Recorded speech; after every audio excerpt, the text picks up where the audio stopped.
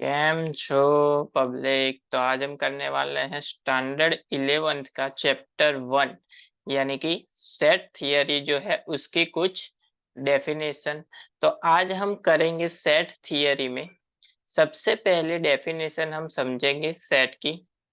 उसके बाद एक टॉपिक है कि सेट को डिनोट कैसे करते हैं यानी कि लिखते कैसे हैं वो हम समझेंगे, यानी कि रोस्टर फॉर्म, और उसे बोलते हैं हम टेब्यूलर फॉर्म। और दूसरा एक फॉर्म है उसका सेट बिल्डर फॉर्म। तो ये तीन चीजें आज हम करने वाले हैं। तो देखते हैं सबसे पहले तो सेट की डेफिनेशन यानी कि सेट किसे बोलते हैं। तो सेट की डेफिनेशन कुछ ऐसी होती है। A set is a well defined collection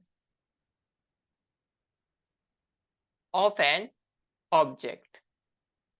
यानी कि अगर मैं आपको बोल दूं कि आपको आपके नाम का लेटर जो है वो वर्ड में लिखना है, यानी कि मेरा नाम है किशन, यानी कि मैं किशन, ये नॉर्मल हुआ। लेकिन अगर मेरे को सेट में इसको लिखना है तो मैं ऐसे लिख दूं KISHANN।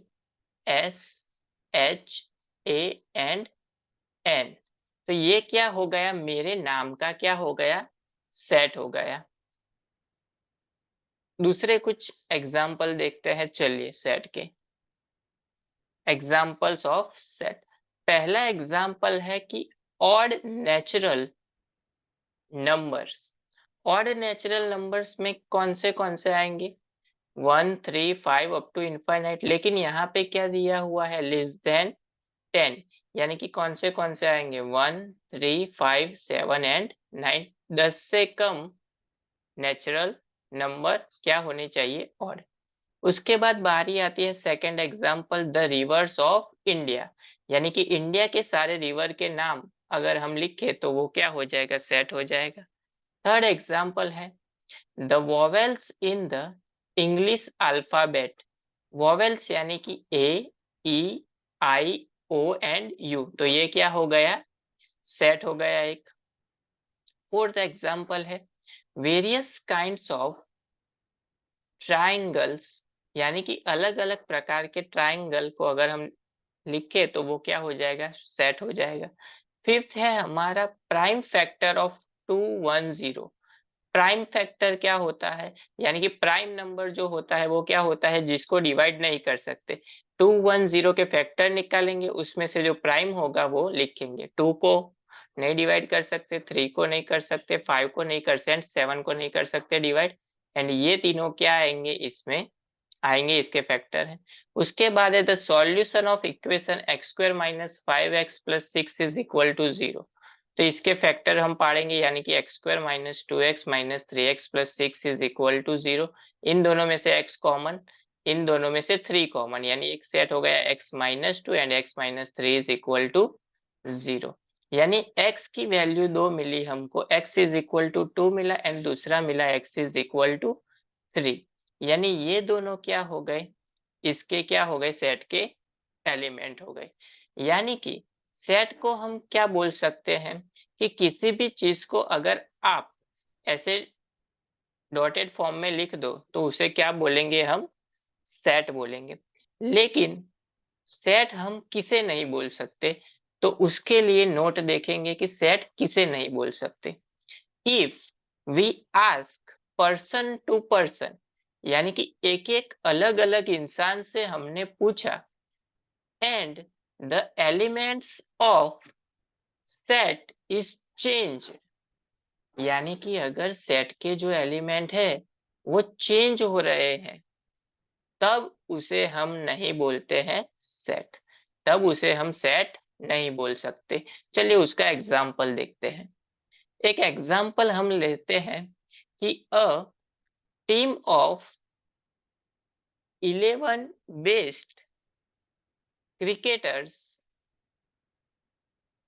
Batsman of the world, यानी कि पूरे वर्ल्ड के जो क्रिकेट के बैट्समैन हैं उसमें से आपको कितने सिलेक्ट करने हैं, 11।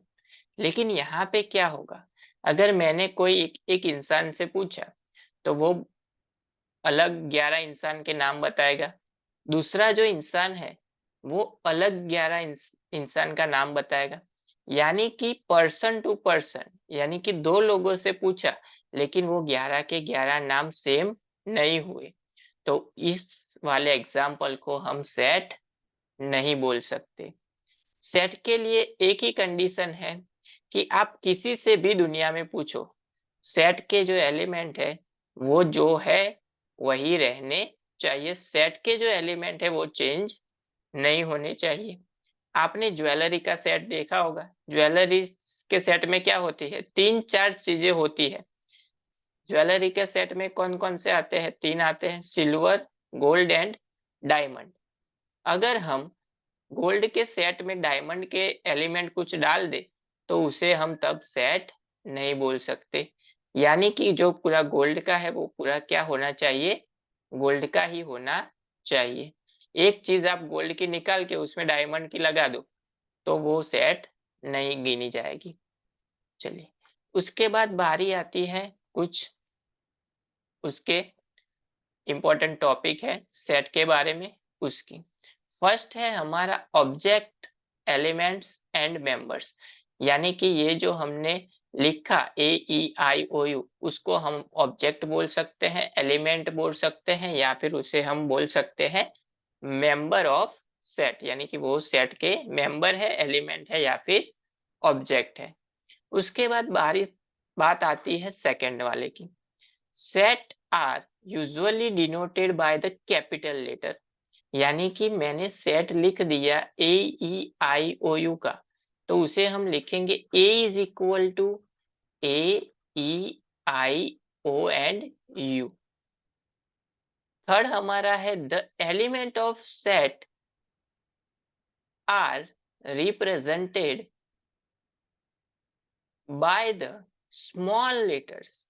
यानी कि उसके जो एलिमेंट है उसको नॉर्मली हम स्मॉल लेटर में ही लिखते हैं, जैसे कि small a, small b, small c, small x, small y, small z etcetera. यानी कि जो सेट है वो कैसे लिखेंगे हम, कैपिटल से, एंड उसके जो एलिमेंट है वो कैसे लिखेंगे हम, स्मॉल से। लेकिन ये सिर्फ आपको दिया गया है, आप उल्टा भी कर सकते हो, आपकी मर्जी। आपको जो एग्जाम्पल जो क्वेश्चन बनाएगा उसकी मर्जी पे है कि वो स्मॉल में लगता है या फिर कैपिटल में लिखता है। उसके बाद बारी आती है बिलोंग्स टू टर्म की। बिलोंग्स टू टर्म इस, ये जो साइन है ये वाला, उसे है हम बोलते हैं बिलोंग्स टू साइन। अभी बिलोंग्स टू किसे बोलते हैं, मान लीजिए कि मैंने आपको एक सेट दिया A is equal to, capital A is equal to 1 2 3 4 and 5। ये 5 एलिमेंट है किस सेट में, A में। एंड दूसरा एक सेट मैंने दे दिया आपको स्मॉल a, जिसके एलिमेंट है 2 एंड 3। यानी कि आपने कुछ नोटिस किया होगा यहाँ पे कि ये स्मॉल a के एलिमेंट है वो किस में आ जाते हैं, कैपिटल A के अंदर आ जाते हैं। यानी कि इसका मतलब क्या हुआ, इसे हम क्या लिख सकते हैं, then A belongs to capital A। यानी कि स्मॉल a के एलिमेंट अगर कैपिटल A के एलिमेंट में आ जाते हैं तो उसे हम बोलते हैं small a belongs to capital A। इसका मतलब ये हुआ कि स्मॉल a के जो एलिमेंट है सेट के, वो कैपिटल A के सेट के एलिमेंट में सारे के सारे आ जाते हैं। उसके बाद देखते हैं कि सेट को हम रिप्रेजेंट कैसे कर सकते हैं, यानी कि सेट को हम लिखते कैसे हैं, in a two different form. There are two different method to represent a set. यानी कि सेट को लिखने के लिए कितनी मेथड है हमारे पास, 2 मेथड है। फर्स्ट जो मेथड है उसे हम बोलते हैं रोस्टर फॉर्म या फिर टेब्यूलर फॉर्म। रोस्टर फॉर्म यानी कि सिंपल फॉर्म, स्क्वायर ब्रैकेट में हमने एलिमेंट लिख दिए, उसे हम क्या बोलेंगे, रोस्टर फॉर्म। और उसकी डेफिनेशन कुछ इस तरह से होगी, in a roster form all the element of a set are listed, the element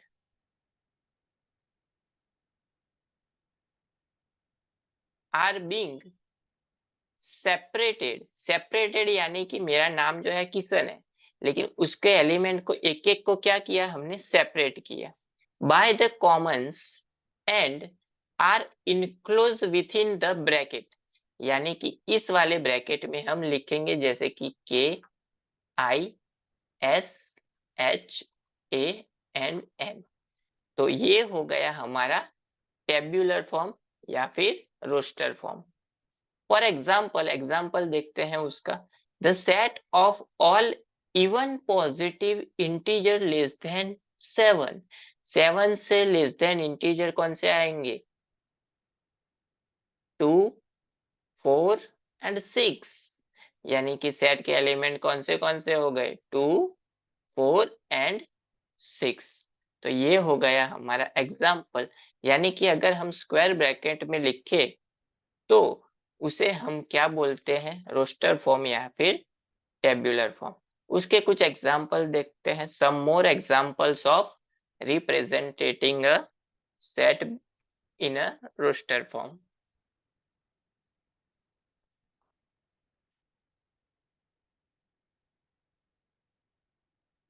चलिए, फर्स्ट एग्जाम्पल है हमारा, the set of all natural number which divided by 42, यानी कि 42 से जिसको हम डिवाइड कर सकते हैं, सारे के सारे नेचुरल नंबर कौन से आएंगे, 1 से डिवाइड कर सकते हैं, 2 से 42 को डिवाइड कर सकते हैं, 3 से कर सकते हैं, 6 से 7, 14, 21 एंड 42। उसके बाद बारी आती है second example, the set of all vowels in the English alphabet. वो तो हमने आगे देख लिया, क्यों क्या आएगा, A, E, I, O and U। Third example देखते हैं, the set of odd natural number in represented by odd natural number कौन से होते हैं, 1, 3, 5 अप टू कहां तक चलेंगे, इनफाइनाइट, यानी कि ये जो डॉटेड साइन है वो किसकी साइन है, इनफाइनाइट, यानी कि 5, 7, 9 अप टू इनफाइनाइट तक वो चलते जाएंगे। The dotted tell us that the list of odd numbers is continuous to the infinity number. उसके बाद देखते हैं सेकंड फॉर्म है हमारा सेट को रिप्रेजेंट करने का, यानी कि सेट बिल्डर फॉर्म। आपने कॉमन फॉर्मूला तो पढ़ा होगा, यानी कि मैंने आपको दे दिया 2, 4, 6, 8 अप टू इनफाइनाइट, यानी कि ये क्या हुआ, इसको हम ऐसे लिख सकते हैं 2n, जहां पे n कहां से कहां तक है, जहां पे n बिलोंग्स टू करता है नेचुरल नंबर में से, यानी कि नेचुरल नंबर, यानी कि 1 पुट किया तो क्या मिलेगा, 2, 2 पुट किया 2 इंटू 2 4, 3 पुट किया 3 इंटू 2 6, अप टू इनफाइनाइट तक वो चलता जाएगा। तो ये जो फॉर्म हुआ उसे हम क्या बोलते हैं, set builder form.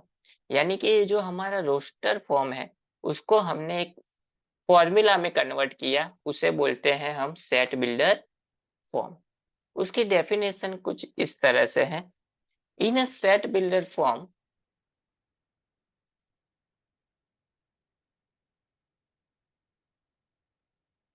all the elements of a set possess a single common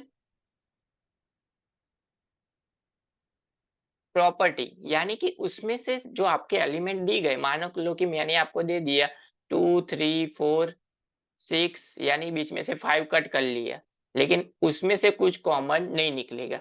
यानी कि अगर आपको किसी भी चीज को सेट बिल्डर फॉर्म में लिखना है तो उसमें क्या होना चाहिए, कॉमन प्रॉपर्टीज, यानी कि कुछ कॉमन निकलना चाहिए। अगर कुछ कॉमन नहीं निकलता है तो आपकी ये जो फॉर्मूला है वो नहीं बनेगी, यानी कि उसको हम सेट बिल्डर फॉर्म में नहीं लिख सकते।